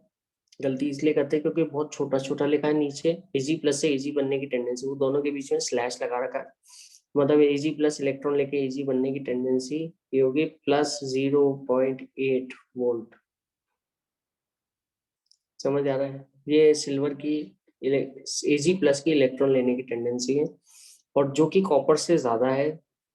हाँ अभी तक तो वैल्यूज तो मालूम नहीं थी, लेकिन इस रिएक्शन के बेसिस पे तो आप बता रहे थे कि इसकी टेंडेंसी ज्यादा है कॉपर से, और कॉपर के Ag+ ने कॉपर के इलेक्ट्रॉन छीन लिए। तो इसका मतलब ये रहा होगा कि कॉपर की इलेक्ट्रॉन लेने की टेंडेंसी कम रही होगी, तभी तो सिल्वर ने उससे ले पाया। तो कॉपर की जो इलेक्ट्रॉन लेने की जो टेंडेंसी है स्टैंडर्ड कंडीशन में, जिसको अपन कहते हैं स्टैंडर्ड रिडक्शन पोटेंशियल, कॉपर +2 से कॉपर इलेक्ट्रॉन लेकर कॉपर बनने की जो टेंडेंसी है ये है +0.34, समझ आ रहा है, वोल्ट। तो पता लग गया अब अपन को कि देखो सिल्वर की ज्यादा है तो सिल्वर ने इलेक्ट्रॉन ले लिए, है ना, और कॉपर की कम है तो कॉपर को छोड़ने पड़े अपने इलेक्ट्रॉन। समझ आ रहा है? तो it is standard reduction potential is a measure of tendency of a metal या आयन या कोई भी polyatomic ion cation to accept electron under standard condition. ये समझ में आया सबके? अंशिका, अनवी, अलविया? Yes sir. ठीक है। अच्छा, इसी तरह से वैसे तो देने की टेंडेंसी मेजर कर सकते हो। देने की टेंडेंसी लेने की टेंडेंसी के जैसे उल्टा होगा। जैसे एजी प्लस लेते हो, एजी लेते हो तो एजी प्लस ने इलेक्ट्रॉन दिए, ये इलेक्ट्रॉन रिलीज करने की टेंडेंसी है और ये कहलाती है स्टैंडर्ड ऑक्सीडेशन, ऑक्सीडाइज होने की tendency, oxidation loss of electron की टेंडेंसी, इलेक्ट्रॉन लूज करने की टेंडेंसी है ना, पोटेंशियल, एसओपी, है ना, एसओपी। तो ये वैल्यू जो होती है इसको ऐसे लिखते हैं, देखो यहाँ पे लिखते तो ई नॉट ही है, इस पे भी स्टैंडर्ड कंडीशन है। यहाँ देख के मालूम पड़ जाएगा कि क्या है, ऑक्सीडेशन पोटेंशियल है, रिडक्शन पोटेंशियल है। यहाँ एजी से एजी प्लस बन रहा है इलेक्ट्रॉन लूज करके। इसलिए मैंने आपको बोला ये चीज नीचे जो सब्सक्रिप्ट में लिखी है ना, ध्यान से देखना। और ये जो वैल्यू है सिल्वर के लिए स्टैंडर्ड कंडीशन है, इसका कंसेंट्रेशन 1 मोलर होगा एजी प्लस का। तो ये एग्जैक्टली देने की टेंडेंसी के उलट होगी, तो यहाँ पे -0.8 वोल्ट होगी। तो एक ही सब्सटेंस के लिए इलेक्ट्रॉन लेने की जो टेंडेंसी होगी और देने की टेंडेंसी जस्ट इक्वल वैल्यू होगी और अपोजिट साइन होगा। ठीक है। और इससे अपन को ये मालूम पड़ जाएगा कौन इलेक्ट्रॉन ज्यादा लेने की कैपेसिटी रखता है और कौन इलेक्ट्रॉन कम लेने की कैपेसिटी रखता है। नॉर्मली मेटल्स में ऐसा होता है बच्चों, ध्यान से सुनना, मेटल्स इलेक्ट्रॉन लेना नहीं चाहते। क्यों? क्योंकि आपने छोटी क्लासेस में पढ़ा है कि मेटल्स आर इलेक्ट्रोपॉजिटिव। इलेक्ट्रोपॉजिटिव का क्या मतलब है? They want to lose their electron and they want to form cations. समझ आ रहा है कि नहीं आ रहा? तो they are happy, they are happy if they form cations, but not with every metal. देखो यहाँ पे तो ये कैटायन ऐसे हैं जो इलेक्ट्रॉन खाते हुए दिखा रहे हैं अपन को, है ना, ठीक है, हाँ, इलेक्ट्रॉन लेते हुए बताया जा रहा है क्योंकि ये नोबल मेटल्स है, ये इलेक्ट्रॉन लूज नहीं करते। लेकिन if you take a highly electropositive element जैसे सोडियम ले लिया आपने, ठीक है, तो सोडियम के लिए जो होगा, जो टेंडेंसी होगी, ठीक है, दैट विल बी नेगेटिव। समझ में आ गया? जो टेंडेंसी सोडियम के लिए रहेगी, मतलब अगर सोडियम को इलेक्ट्रॉन दे दोगे आप तो सोडियम एक्चुअली इतना ज्यादा इलेक्ट्रोपॉजिटिव हो तो खुद ही इलेक्ट्रॉन रिलीज करके Na+ बना था। अब आप उसको वापस से इलेक्ट्रॉन दे रहे हो तो ये क्या चक्कर हुआ, वो नहीं लेना चाहेगा। अच्छा, ये ऑक्सीडेशन पोटेंशियल है कि रिडक्शन पोटेंशियल है? पहले तो ये बताओ, अनवी बताओ, अलविया, ये ऑक्सीडेशन दिखा रहा हूँ रिडक्शन दिखा रहा हूँ?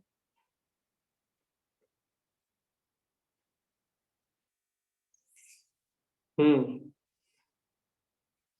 ध्यान से देखो, Na+ को इलेक्ट्रॉन एक्सेप्ट करते हुए बताया गया है तो रिडक्शन पोटेंशियल है। वैसे तो दोनों लिख सकते हो, लेकिन IUPAC के हिसाब से standard electrode potential standard reduction potential को चुना गया है। समझ गए?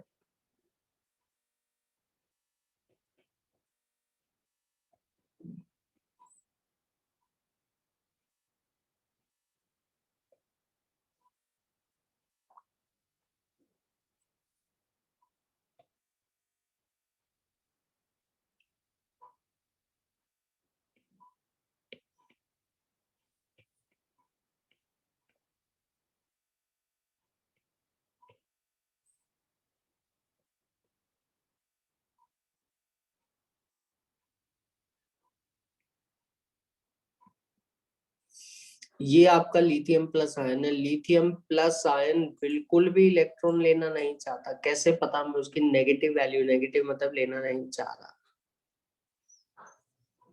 ये तो रिडक्शन पोटेंशियल नेगेटिव है, मतलब it want to lose electron. Lithium want to lose electron. Lithium is a best reducing agent. अगर आप देने की बात करो तो लेने की बात करो तो लिथियम नहीं लेना चाहता। इसका सबसे लीस्ट नेगेटिव वैल्यू है।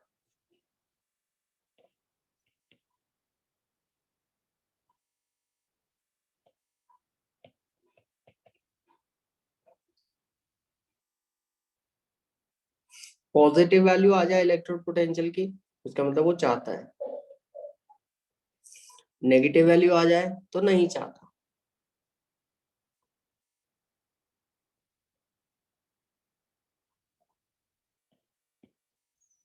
और in other words if I से इसकी लेने की टेंडेंसी कम है, मतलब इलेक्ट्रॉन से अलग होना चाहता है, मतलब लिथियम की इलेक्ट्रॉन देने की टेंडेंसी सबसे अधिक है, सबसे ज्यादा है।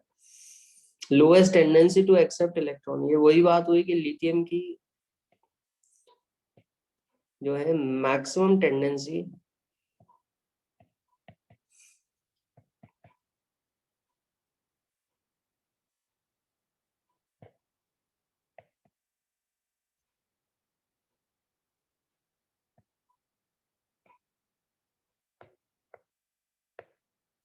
अन्वी समझ में आ रहा है कि नहीं आ रहा? Anshika, yes bro. अलविया, देखो ध्यान से देखो, कोई चीज ना आए तो बता देना। ऐसे चुपचाप मत बैठे रहा करो सब बच्चे। छोटे बच्चे थोड़ा ना हो तुम लोग, एकदम क्लास में जाते डर गए और चुप बैठ गए, एकदम बोले ही ना, है ना। आराम से पूछ लिया करो जो नहीं आ रहा, है ना। तो ये एक ही बात है एक्चुअली। एक ये तो एस, मैं शॉर्ट में लिखता हूँ, एस आर पी है स्टैंडर्ड रिडक्शन पोटेंशियल, ये है एस ओ पी। एक ही सब्सटेंस के लिए S R P S O P में इक्वेशन उल्टा कर देते हो। एक में लेते हुए दिखा रहे हो, एक में देते हुए दिखा रहे हो। एस आर पी में इलेक्ट्रॉन लेते हुए दिखा रहे हो। तो अगर एस आर पी नेगेटिव है ना, तो इसका मतलब है बिल्कुल लेना नहीं चाहता। समझ आया? और इसका उल्टा कर दोगे तो एसओपी उतना ही ज्यादा पॉजिटिव हो जाएगा, मैक्सिमम पॉजिटिव वैल्यू आएगी है। इसका मतलब लिथियम देना बहुत जल्दी चाहता है ना। तो इसलिए तो अपन लिथियम सबसे ज्यादा काम में लेते हैं अपने बैटरीज में। सबसे जल्दी इलेक्ट्रॉन लूज कर देगा, है ना, लिथियम आयन बैटरीज, इसलिए सबसे फेमस है अपने पास। Maximum lithium is the best reducing, maximum tendency to lose electron, और इसको अपन कह सकते हैं बेस्ट रिड्यूसिंग एजेंट।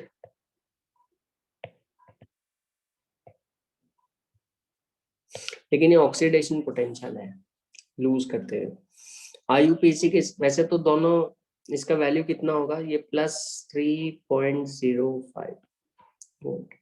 मतलब लिथियम जो है इलेक्ट्रॉन लूज करना चाह रहा है, पॉजिटिव इलेक्ट्रोड पोटेंशियल आ रहा है इसका, और लिथियम प्लस इलेक्ट्रॉन लेना नहीं चाह रहा, तो नेगेटिव इलेक्ट्रोड पोटेंशियल आ रहा है। समझ गए? क्लियर? तो लिथियम की इलेक्ट्रॉन देने की जो टेंडेंसी है वो सबसे ज्यादा है, और लिथियम प्लस की इलेक्ट्रॉन एक्सेप्ट करने की टेंडेंसी सबसे कम है। लिथियम सबसे अच्छा रिड्यूसिंग एजेंट है। पॉजिटिव अगर इलेक्ट्रोड पोटेंशियल आ जाता है तो मतलब वो होना चाह रहा है, नेगेटिव आ रहा है तो नहीं चाह रहा, है ना। वैसे तो एक ही एलिमेंट के लिए ऑक्सीडेशन पोटेंशियल, रिडक्शन पोटेंशियल दोनों लिख सकते हो, लेकिन आईयूपीएसी के हिसाब से जो आपको जो स्टैंडर्ड चीज मानी जाती है वो है reduction potential. Standard reduction potential is taken as a standard electrode potential. तो सभी एलिमेंट का इससे पता लग जाता है कि कौन लेना चाहता है, कौन लेना चाहता है। तो सभी एलिमेंट को आपने इलेक्ट्रोड पोटेंशियल के हिसाब से अरेंज कर दिया। लेकिन जब आप अरेंज करोगे ना, तो ऐसा मत करना कि एक का तो इलेक्ट्रोड पोटेंशियल ऑक्सीडेशन ले लिया, एक का रिडक्शन ले लिया, हौच पौच, ऐसे थोड़ा, वो कोई तरीका थोड़ा हो। आप सबका स्टैंडर्ड इलेक्ट्रोड पोटेंशियल जो कि रिडक्शन पोटेंशियल है वो लोगे, और इसमें फिर देखोगे कि कौन सबसे जल्दी इलेक्ट्रॉन लेना चाह रहा है। समझ आया? तो जैसे F2 जो होता है, F2 सबसे आसानी से इलेक्ट्रॉन ले सकता है। F2 ने 2 इलेक्ट्रॉन लिए स्टैंडर्ड कंडीशन में, और बन गया है F-। सबसे अच्छा इलेक्ट्रॉन लेने वाला जो स्पीसीज है वो है F2, स्ट्रॉन्गेस्ट। समझ आया? तो टॉप पे होगा और ये होगा 2.87 वोल्ट प्लस, इलेक्ट्रॉन लेते हुए बता रहे हैं। ये SRP वैल्यू है, रिडक्शन पोटेंशियल है, दिख जाएगा आपको। रिडक्शन में इलेक्ट्रॉन लेफ्ट हैंड साइड पे होंगे यार, ओके। ऑक्सीडेशन में राइट हैंड साइड पे होंगे, दिख जाएगा आपको। तो ये सबसे अच्छा इलेक्ट्रॉन खाने वाला कौन है, F- या F2? F2, this is strongest oxidizing agent. Alvia, समझ में आ रहा है बेटा? ठीक है। फिर और भी हैं जो इलेक्ट्रॉन लेते हैं, जैसे अभी अपन ने देखा MnO4 माइनस। ये आपके पूरे टेबल दे रखे हैं एनसीईआरटी में, है ना। आप आराम से देखना, MnO4 माइनस ने एसिडिक मीडियम में 5 इलेक्ट्रॉन लिए, ठीक है, और ये बन गया आपका Mn+2 इलेक्ट्रॉन खा के +7 था इसका ऑक्सीडेशन स्टेट, है ना। ये बन गया 8 H2O, समझ आ गया, 4 H2, ठीक है। तो ये इलेक्ट्रॉन लेना चाह रहा है, कैसे बोल रहे हैं इलेक्ट्रॉन लेना चाह रहा है, इसकी टेंडेंसी न्यूमेरिकली मेजर करते हैं तो बहुत बढ़िया रहता है। न्यूमेरिकल जो E0 है ना, MnO4 माइनस का जो E0 वैल्यू है वो है +1.51, लेकिन F2 का ज्यादा है, F2 ज्यादा इजीली ले सकता है। तो F2 स्ट्रॉन्गेस्ट ऑक्सीडाइजिंग एजेंट है। जितना ऊपर होगा स्टैंडर्ड रिडक्शन पोटेंशियल, उतना ही ज्यादा इलेक्ट्रॉन लेने की टेंडेंसी होगी। इतनी ज्यादा पॉजिटिव वैल्यू लिख लो आप लोग। Higher the positive value of the electrode standard reduction potential SRP, stronger will be the oxidizing agent. And this whole table is known as electrochemical series.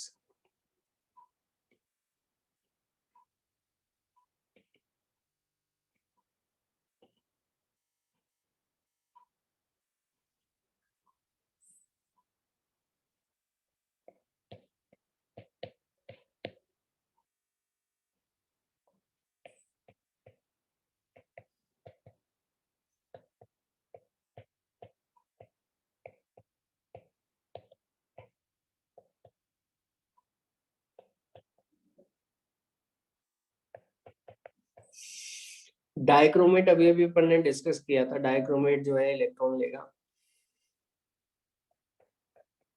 1.33 volt है, तो इसकी 1.51 पोटेशियम परमैंगनेट ज्यादा अच्छा oxidising agent है dichromate से standard condition. समझे कि नहीं समझे? क्लियर हुआ ये सबको या नहीं हुआ? अंशिका, अलविया, बताओ बच्चों जल्दी से, टेल मी क्विकली। अच्छा, ये सब नापते कैसे हैं अपन? ये सब नापते कहते हैं, it is the relative tendency.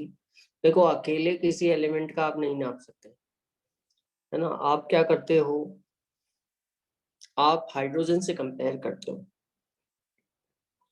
कि हाइड्रोजन की इलेक्ट्रॉन लेने की टेंडेंसी कितनी है, और जितनी भी टेंडेंसी है उसको मान लेते हो 0।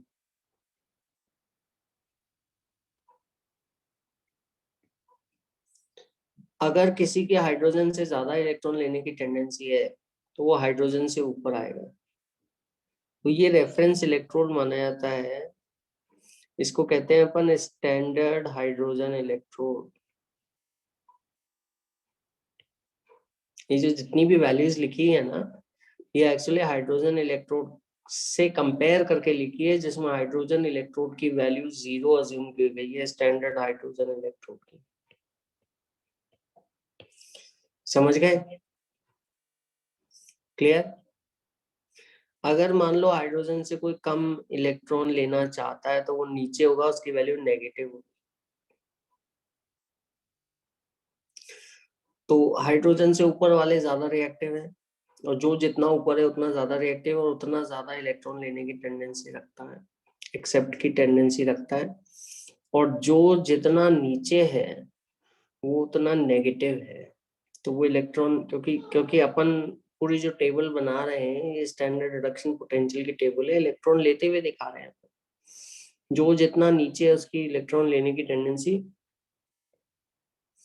उतनी ही कम है। जैसे Cr+2 देखें अगर अपन, तो Cr+2 की इलेक्ट्रॉन लेने की टेंडेंसी जो है हाइड्रोजन से ज्यादा है। या मान लो कोई दूसरा इलेक्ट्रोपॉजिटिव एलिमेंट ले लो आप, ठीक है।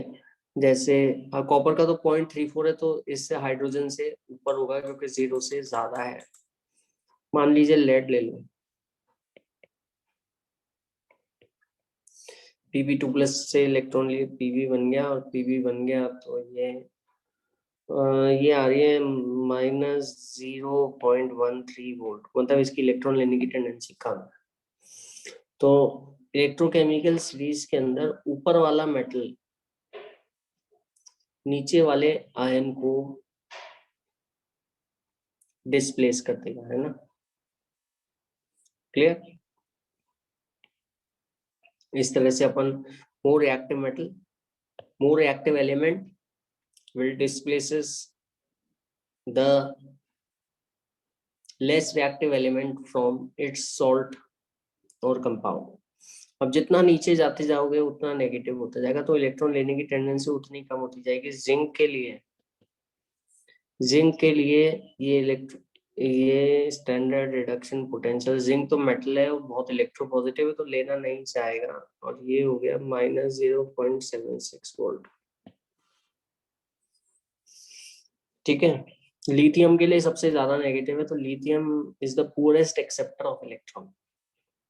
Li+ is the poorest acceptor, या lithium is the best donor, ऐसे भी कह सकते हो। ये रिडक्शन पोटेंशियल की वैल्यू है ना। कॉपर ऊपर रहेगा, कॉपर को मैं यहाँ लिख देता हूँ Cu+2, 2 इलेक्ट्रॉन अगर लेगा तो बन गया कॉपर।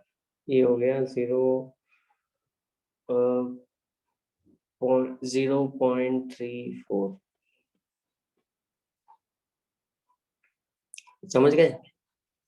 तो कॉपर इलेक्ट्रॉन एक्सेप्ट करना चाहेगा, हाइड्रोजन से ज्यादा एक्सेप्ट करना चाहेगा,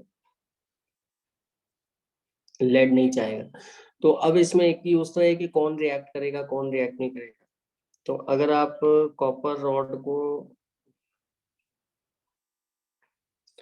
जो है इसको डिप कर दो किसमें, एजी का इससे ज्यादा होगा F2 के सोल्यूशन में, तो F2 इलेक्ट्रॉन ले लेगा क्योंकि ऊपर है।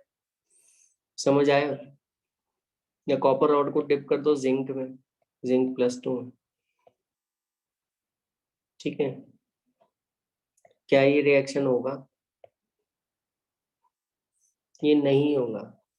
समझ आ रहा है, क्योंकि जिंक तो पहले से इसकी इलेक्ट्रॉन एक्सेप्ट करने की टेंडेंसी जो है नेगेटिव है, -0.6। कॉपर की ज्यादा है, तो कॉपर खुद ही लेके बैठा रहेगा इलेक्ट्रॉन, जिंक को मौका ही नहीं देगा लेने का।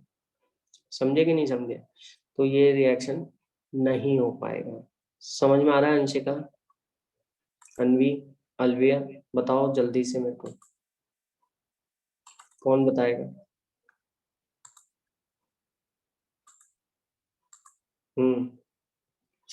जल्दी बताओ।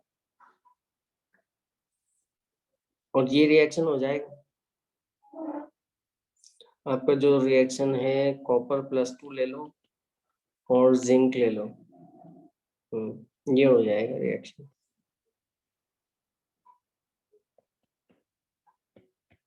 क्योंकि जिंक, कॉपर की इलेक्ट्रॉन लेने की टेंडेंसी ज्यादा है जिंक से। कॉपर का इलेक्ट्रोड पोटेंशियल कितना था, E0Cu+2 का इलेक्ट्रोड लेने की टेंडेंसी, कॉपर बनने की टेंडेंसी जो थी वो थी +0.34 वोल्ट।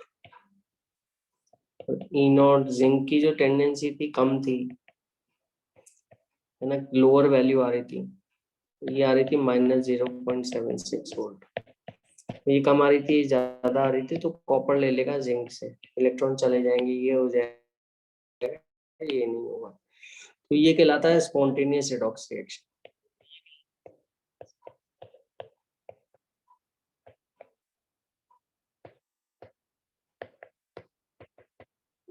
और ये जो अपने आप नहीं होगा, क्योंकि आपने मेटल ही ऐसा ले लिया जो खुद इलेक्ट्रॉन रखना चाहता है, नहीं देना चाहता, और जो आयन लिया है वो उसकी इतनी टेंडेंसी नहीं है इलेक्ट्रॉन एक्सेप्ट करने की, तो ये नहीं हो पाएगा। इसको कहते हैं नॉन स्पॉन्टेनियस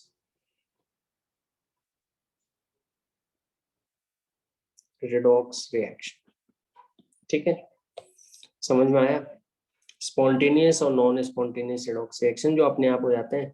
जो अपन सेल या बैटरी बनाते हैं वो स्पॉन्टेनियस रेडॉक्स रिएक्शन से बनाते हैं, है ना, नॉन स्पॉन्टेनियस से नहीं बनाते सेल और बैटरी जो अपन बनाते हैं। ठीक है, स्पॉन्टेनियस रेडॉक्स रिएक्शंस की मदद लेते हैं अपन, जो अपने आप हो सकते हैं। अब उसमें ऐसा कर सकते हैं अपन कि अच्छा, एक और चीज जो सेल या बैटरी बनाने में आपको ध्यान रखना है वो ये है कि कॉपर और जिंक जैसे ये रिएक्शन हो रहा है, इस रिएक्शन को काम में तो लेंगे अपन, लेकिन दोनों को डायरेक्ट कांटेक्ट में मत रखो। कॉपर को अलग रखो, जिंक को अलग रखो, दोनों को वायर से कनेक्ट कर दो।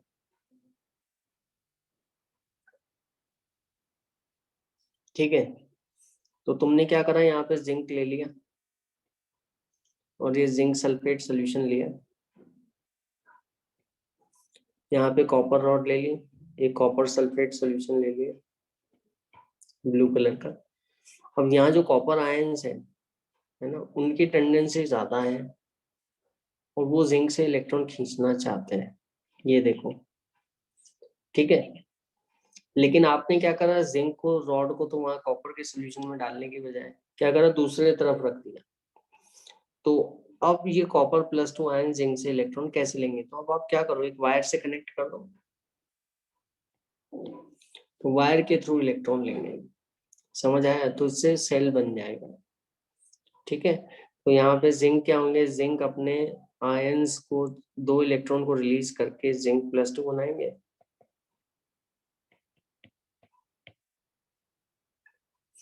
ठीक है, और कॉपर जो है, कॉपर +2 आयंस इलेक्ट्रॉन लेना चाहते हैं क्योंकि वो ऊपर है स्टैंडर्ड रिडक्शन पोटेंशियल में, इनकी टेंडेंसी ज्यादा है, तो वो 2 इलेक्ट्रॉन एक्सेप्ट करके कॉपर रॉड पे डिपॉजिट हो जाएंगे जाके।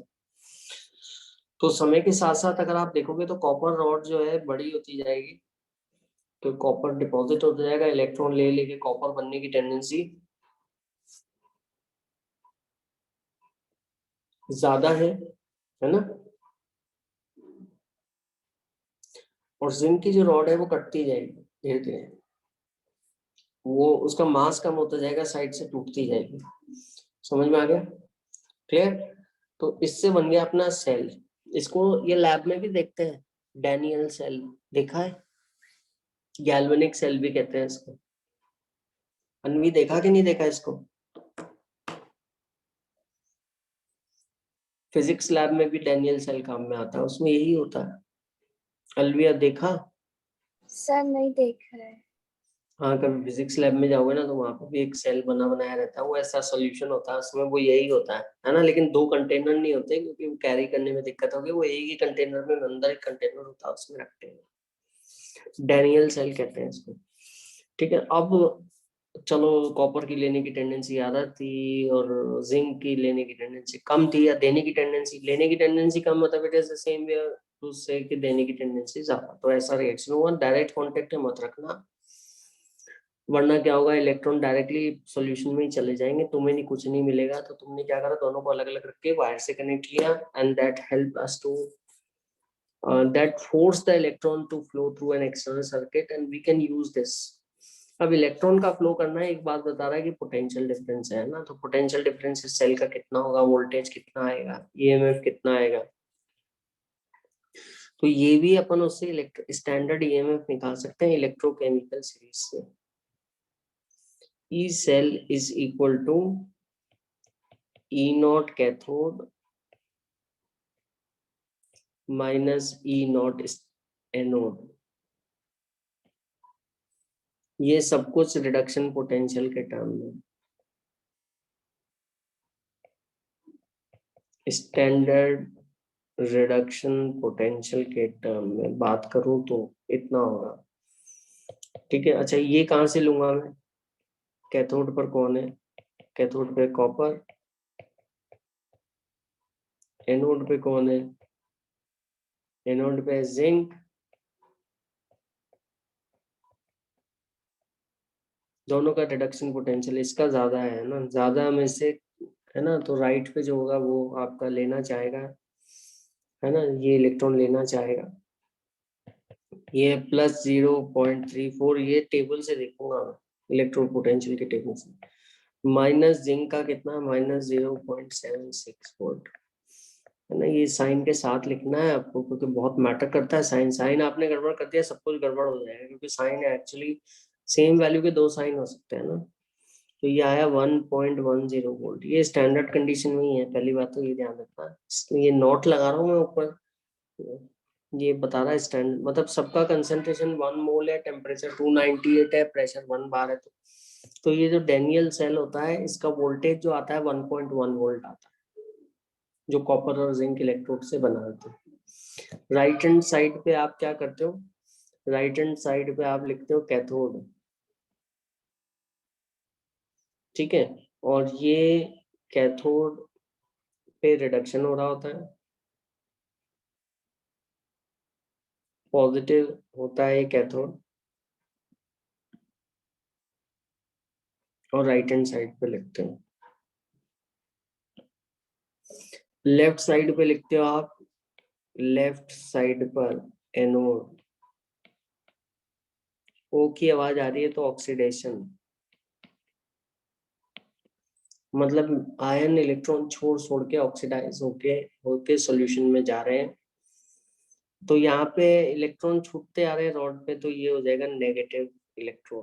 तो नेगेटिव इलेक्ट्रॉन, अच्छा थोड़ी देर में क्या होता है, रिएक्शन रुक जाता है, क्योंकि इधर क्या होगा, जिंक बहुत ज्यादा अक्यूमुलेट हो जाएगा, इधर कॉपर, तो फिर इलेक्ट्रॉन इधर आ नहीं पाएंगे। इधर कॉपर कम पड़ जाएगा, इधर सल्फेट अक्यूमुलेट हो जाएगा, है ना। इधर जिंक अक्यूमुलेट हो गया तो वो इलेक्ट्रॉन्स को बाहर जाने ही नहीं देगा, बहुत ज्यादा जिंक हो गया है ना, +2 है, उसको इलेक्ट्रॉन खुद को चाहिए, इलेक्ट्रॉन बाहर कहाँ जा रहा है ना, ऐसे सोचो। उधर कॉपर कब तक लेता रहेगा, कॉपर की टेंडेंसी ज्यादा थी, तो यहाँ +2 ज्यादा हो गया तो दिक्कत आएगी। उधर कॉपर +2 कम होते जा रहे हैं, क्यों, क्योंकि वो रिड्यूस हो के कॉपर रॉड पे जुड़ते आ रहे हैं, तो लेने वाले कम हो गए, इधर देने, इधर छोड़ने वाले मतलब आयंस बहुत सारे इकट्ठे हो गए, तो जाएगा नहीं करंट।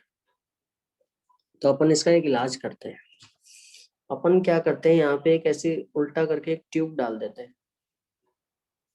इस ट्यूब में एक तो जेल होती है, जेल जो होती है एक अगर अगर जेल होती है, अगर आपने सुना हो तो, वो सीवीड होता है, अगर अगर उससे बनती है वो जेल, है ना, ऐसे जेली सब्सटेंस होता है। उसमें आप आयंस भर के डाल देते हो, जैसे KCl डाल देते हो, पोटेशियम नाइट्रेट डाल देते हो, और अमोनियम नाइट्रेट डाल देते हो, NH4NO3 आयंस मिला के इसमें जेल के साथ भर देते हो। तो जेल खाली नहीं होती है एक्चुअली, इधर पोरस कॉटन वूल लगा देते हो आप, ठीक है। तो ये पोरस है, और ये जेल क्या है कि एक बार ठंडी होने के बाद ऐसे स्टिक रहेगी, और लेकिन आयंस को आने जाने देगी अपने में से। तो आयंस यहाँ आते रहते हैं ताकि न्यूट्रल बना रहे, और वो जैसे जिंक +2 आयन बन रहे लेफ्ट हैंड साइड पे, तो वो न्यूट्रल होते रहे। और उधर राइट हैंड साइड पे कॉपर +2 तो रिड्यूस हो रहे, सल्फेट बचे आ रहे, तो सल्फेट के लिए पोटेशियम उधर जाएगा, ताकि बैलेंस रहे, इलेक्ट्रिकल न्यूट्रलिटी बनी और चार्ज फ्लो करता रहे। तो ये आपकी डैनियल सेल है। समझ में आया सबके? अनवी समझ में आया कि नहीं आया? अलविया? Yes sir. ठीक है, तो ये इलेक्ट्रोकेमिकल सेल है इस टाइम, और ये एप्लीकेशन है इसका स्टैंडर्ड, ये इलेक्ट्रोकेमिकल सीरीज का एप्लीकेशन है। इसमें 2 इलेक्ट्रोड की वैल्यूज का हायर जो ऊपर होगा वो लेने की टेंडेंसी ज्यादा, उसको राइट हैंड साइड पे रखना पड़ेगा, तभी रिएक्शन होगा। और जो नीचे है उसको देने की टेंडेंसी ज्यादा है, उसको लेफ्ट हैंड साइड पे एनोड बनना पड़ेगा। और इससे अपन सेल बना सकते हैं, और सेल का जो EMF आएगा E right minus E left, और ये हाइड्रोजन से कंपेयर करके निकाला गया है। इस हाइड्रोजन के इलेक्ट्रोड को अपन कहते हैं स्टैंडर्ड हाइड्रोजन